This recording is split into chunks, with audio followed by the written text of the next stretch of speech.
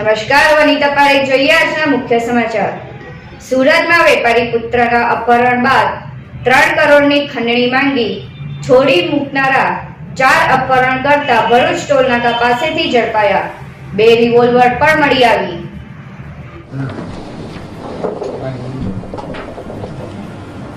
सूरत शहर के उमरा विस्तार में रहता एक परिवार, पिता का नाम श्री अनवर नूर अली दूधवाला, इनके पुत्र कोमिल जो कल जिम जाने के लिए सुबह निकले थे, तो लगभग सुबह 7 बजे कोमिल की मोटरसाइकिल को पीछे से टक्कर मारकर 4 अपराधी कोमिल का अपहरण एक स्कोडा कार में करके ले गए थे। अपहरण के बाद कोमिल का फ़ोन इस्तेमाल करके इन्होंने कोमिल के पिता अनवर अली नूर अली दूधवाला को फ़ोन किया और उनसे 3 करोड़ रुपए की फिरौती मांगी।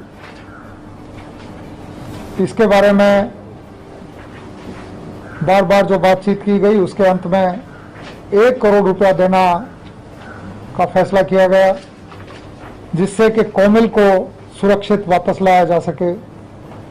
पुलिस लगातार इस प्रक्रिया में बहुत विवेक बुद्धि से काम कर रही थी। 1 करोड़ रुपए की फिरौती दी गई, कोमिल को सुरक्षित वापस ले लिया गया,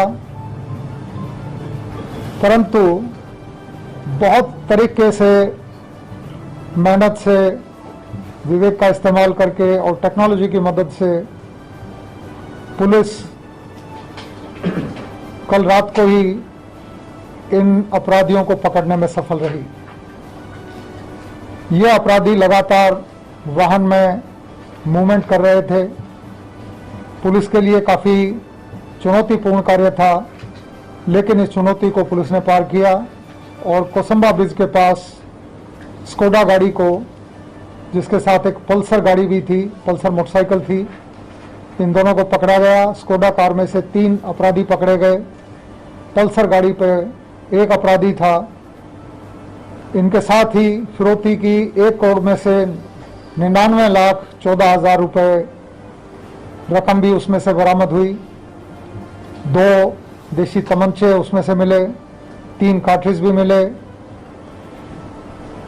जैसा मैंने बताया कि बाकी तोहमतदार जो 4 थे, वो इनसे मिलकर कोसंबा ब्रिज के पास इकट्ठा होके फिरौती की रकम में से अपना अपना हिस्सा लेके अलग अलग दिशाओं में चले जाने वाले थे। वहीं से आर्टिगा गाड़ी से बाकी 4 गुनहगारों को भी, अपराधियों को पुलिस ने पकड़ने में सफलता प्राप्त की। इस अपहरण को अंजाम देने के लिए फैजान नाम के एक आरोपी की मदद से ये लोग धौलपुर जाके वहां से हथियार लेके आए थे और जो भी इनकी प्लानिंग थी, प्लानिंग के अनुसार इन्होंने अपराध को अंजाम दिया। लेकिन पुलिस मेहनत और विवेक का उपयोग करके अनेकानेक टीमों का आयोजन करके इनको पकड़ने में इस तरह से सफल रही है।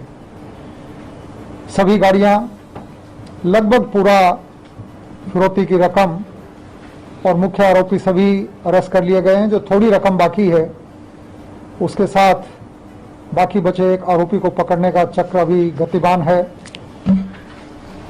जो आरोपी पकड़े गए हैं वो हैं अजय रत्नाभाई डामला, जो अभी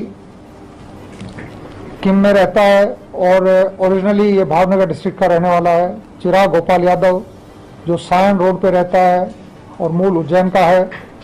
सोनू देवपुरी गोस्वामी, ये कापोद्रा 4 रास्ता के पास रहता है, जो मूल रतलाम मध्य प्रदेश का रहने वाला है। फैजान नबी खान उस्मान, जो धौलपुर राजस्थान का रहने वाला है। अरविंद मावजी भाई वाढेल, जो सैयदपुरा सूरत में रहता है। इश्तियाक रफ़ीक शेख, जो नानपुरा सूरत में रहता है। इरशाद, जो लाल मियाँ मस्जिद के पास रामपुरा में रहता है। और संतोष सुनील पाटिल, जो एसएमसी आवास बॉम्बे मार्केट पूना में रहता है। ये सभी आरोपी पहले भी तरह तरह के अपराधों में सम्मिलित रहे हैं इनका पूरा रिकॉर्ड जो अभी तक चेक किया गया उसके अनुसार 12 डकैती, लूट, मारामारी इस प्रकार के 12 ऑफेंसेस इनके अगेंस्ट कुल मिला के रजिस्टर हुए हैं।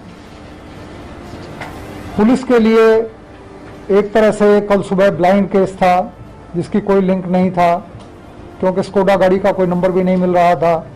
लेकिन पूरी मेहनत, अपने रिसोर्सेज को पूरे काम लगा के टेक्नोलॉजी की मदद से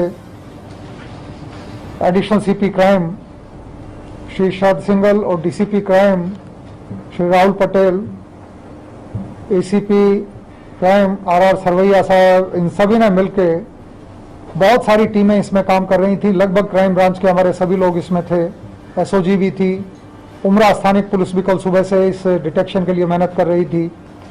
इन सब ने मिलके सफलतापूर्वक इस अपराध को डिटेक्ट किया है। यह बात मैंने director general of police Gujarat राज्य श्री आशीष भाटिया साहब को की, गृह राज्य मंत्री श्री को भी की। उन दोनों की ओर से, होम डिपार्टमेंट की ओर से 1 लाख रुपए का खास प्रोत्साहन पुरस्कार इस टीम के लिए देने की घोषणा की गई है। बड़े संतोष के साथ हम ये कह सकते हैं कि अभी तक सूरत सिटी पुलिस अपराध को कंट्रोल करने में महद अंश सफल रही है। वर्ष 2019 के मुकाबले 2020 में लगभग 47% अपराध कम हुए हैं।